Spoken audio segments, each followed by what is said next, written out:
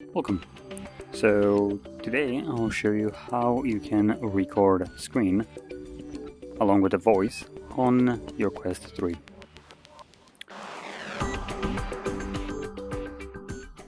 So to get started, unlike the command that you get right here with the recording, this one is kind of useless because it will never give you the actual option to record your voice. So to do so, you'll need to navigate right here where you have the camera, and you will find this one right here, the record option.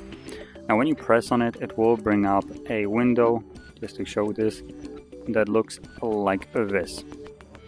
So record video, and it then asks you if you want to also record your mic, toggle it on, and then select start recording. Now even when you toggle this on, if you're gonna record afterwards using this gesture, it will again be off. So to record audio along with your voice, you will always need to basically navigate to the camera app and record it from there and manually toggle it on every time, which is a little bit of a annoyance. But later on, once you're done recording, you can just kind of do this and stop it.